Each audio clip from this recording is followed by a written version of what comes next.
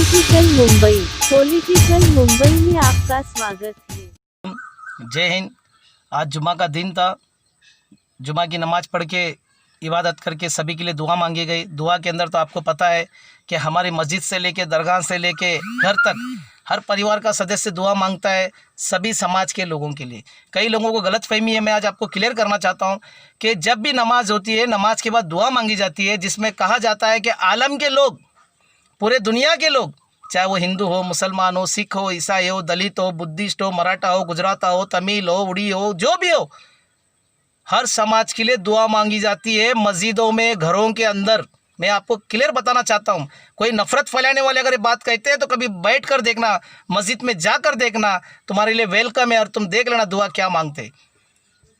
तो साथ में मुसलमानों के लिए भी दुआ मांगते हैं, क्योंकि भाई सभी के लिए, सब इंसान हो गए, मुसलमान हो गए, सब भाई, ये मानवता, मानव सेवा और सभी इंसानियत का मतलब क्या हो गया, मानवता, मानो आलम मतलब पूरी दुनिया, सबके लिए दुआ मांगी जाती है। कुछ लोग गलतफहमी फैलाते हैं और इतना नफरत फैलाते हैं, वो नफरत का घूंट वो खुद नहीं पीते और दूसरों को लड़ाकर साइड में हट जाते हैं। आज मैं बहुत संजीदगी से, बहुत ही दुख के साथ कहना पड़ रहा है, मुझे राष्ट्रवादी कांग्रेस पार्टी ने नेशनल जनरल सेक्रेटरी बनाया माइनॉरिटी डिपार्टमेंट का। मुझे बहुत खुशी हो गई, लेकिन मुझे पद का लालच नहीं, मुझे समाज का काम करना है, इसलिए मैंने माइनॉरिटी के अंदर हिस्सा लिया और मुझे माइनॉरिटी का काम करना है। लेकिन कहीं हमारी सुनवाई होती है, कहीं नहीं होती है, कोई सुनता है, कोई नहीं सुनता है, लेकिन कोशिश करते हैं। आज कई लोग हमारे एमएलएस को गाली दे रहे हैं, लेकिन कुछ एमएलएस काम करते हैं, कुछ नहीं करते, लेकिन कुछ ना इत्तेफाकी की वजह से सभी एमएलए में तकलीफ होती है। अगर सब इत्तेफाक करके काम करेंगे तो कोई प्रॉब्लम नहीं, मगर इस बार एमएलएस काम कर रहे, मिनिस्टर काम कर रहे, मगर तकलीफ कहाँ आती है कि उनके आला कमान उनको बहुत तकलीफ दे रही है।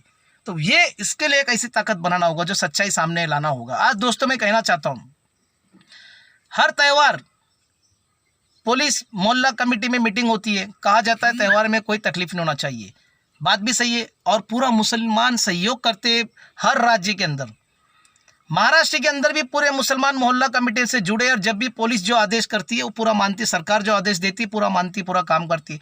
मगर अल्पसंख्यक माइनॉरिटी मुसलमानों का जब भी त्यौहार आता है त्यौहार तो हंगामा होता है और दोहरी नीति अपनाई जाती है। मुसलमानों के साथ में ऐसा अन्याय क्यों होता है? ये बहुत ही नाइंसाफ़ी मुसलमानों के साथ में हो रहा है, बहुत ही दुख के साथ में, संजीदगी के साथ में कहना पड़ रहा है। ये सरकार के कुछ लोग करते हैं, कुछ लोग पुलिस को बोलते हैं, बुरा भला कहते हैं, कुछ लोग अधिकारी को कहते हैं, लेकिन मुझे पता है कि पुलिस भी क्या करेगी, ऊपर से जैसा आदेश आएगा वो आदेश का पालन उनको करना है। मगर ये आदेश देने वाले 2-4 लोग ही होते हैं। आज कई लोग कहते हैं हिंदू भाई, नहीं, हिंदू भाई लोग कभी मुसलमान के खिलाफ नहीं है, क्योंकि मुझे पूरा सहयोग हिंदू भाइयों का, मैं सच दिल से बोलता हूं, क्योंकि मैं नमाज पढ़ के निकला हूं, जुमा का दिन है, मुझे पूरी ज़िंदगी जो मदद की है हिंदू भाई ने। अल्लाह सबसे पहले, अल्लाह के बाद अगर किसी ने सहयोग किया हिंदू भाई। हिंदू भाई के दिल में कोई नफरत नहीं है। ये चंद मुट्ठी भर लोग होते हैं जो माहौल ख़राब करते हैं, नफरत पैदा करते हैं, देश में वातावरण ख़राब करने का काम करते हैं। आखिर क्या वजह है कि आज महाराष्ट्र के बॉर्डर पर कई ट्रक खड़े हैं, कई ट्रक से लदे जानवर है वहाँ पर, और जानवर को अंदर लाने नहीं दिया जाता है। पहले सरकार कहती है कि ऑनलाइन फॉर्म भरो और उसके बाद इस तरह से किया जाता है। कितनी दुख की बात है। वो लोग हैं जो बेचारे साल भर अपनी पूंजी लगाकर, सोना बेचकर, जमीन बेचकर बकरा पालन का काम करते हैं और सोचते हैं कि ईद का वक्त पे हम जाएंगे तो 4 पैसे कमाएंगे, अपने परिवार के साथ में खुश रहेंगे और ईद मनाएंगे, और उनकी ईद को खराब करने का काम कर रहे। कितना नुकसान हो रहा है। अगर तुम्हारा बंगला टूट जाए, बुलडोजर चल जाए तो तुम्हें कितना बुरा लगता है। तुम्हारी गाड़ी का एक्सीडेंट होता है तुम्हें कितना बुरा लगता है। तुम्हारा कारोबार का नुकसान होता है तुम्हें कितना बुरा लगता है। जो इंसान साल भर मेहनत करके अपना कारोबार करने आता है उसे मारा जाता है, भूखा रखा जाता है, जानवर को भूखा रखा जाता है, मारा जाता है। इतनी नफरत मुसलमानों के साथ में, इतनी नफरत, क्या वजह है नफरत करने की? क्या हम इंसान नहीं है? क्या देश की आज़ादी में हमने कुर्बानी नहीं दी? हमारे बाप दादाओं ने, हमारे पुरखों ने, हमारे बुजुर्गों ने कितनी कुर्बानी दी, कितने उलमाओं ने कुर्बानी दी। ये इतिहास गवाह है, ये तारीख गवाह है।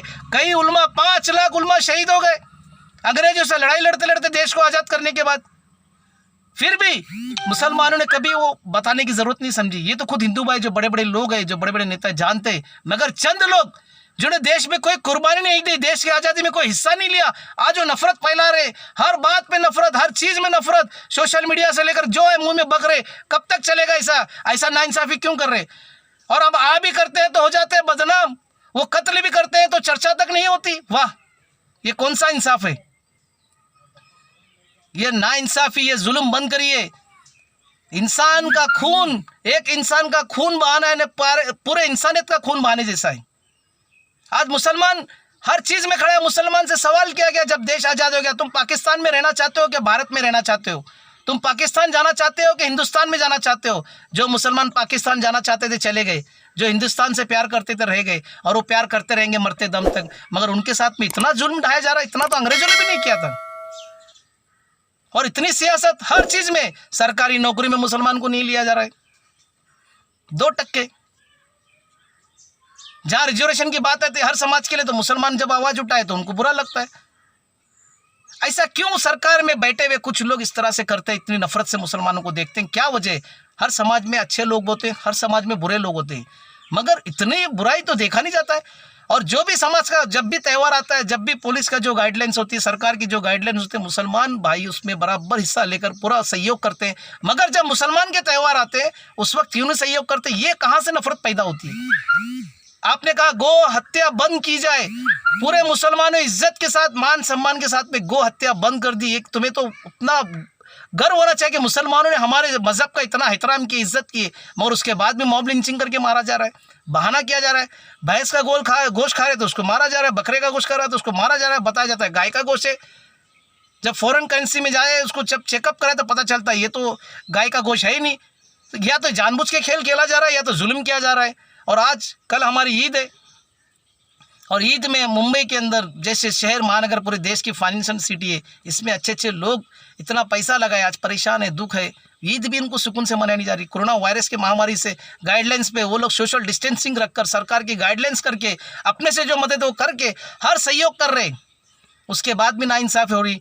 आखिर क्या वजह है नाइंसाफ़ी होने की? सरकार को इसका जवाब देना होगा, क्योंकि अब वक्त सरकार के पास सत्ता है। हम अभी ये महाराष्ट्र में सरकार बीजेपी की तो है नहीं कि हम उनसे सवाल कर सके। ये महाविकास आघाड़ी की है। मैं राष्ट्रवादी कांग्रेस पार्टी का अल्पसंख्यक विभाग का राष्ट्रीय महासचिव होने के बाद एक मैं कहना चाहता हूं कि आपको जनता को बताना होगा, क्योंकि आज अल्पसंख्यक हमसे बहुत नाराज है और मुझे कोई पद का लालच नहीं है। मैं पद के लिए काम नहीं कर रहा हूँ, हमारे समाज का काम हो ये मेरे लिए बहुत बड़ी बात है। अगर नहीं होता है तो बड़ी दुख की बात है। तो मैं यही कहूँगा कि सरकार जवाब दे, आखिर इसे नाइंसाफ़ी हमारे साथ में क्यों।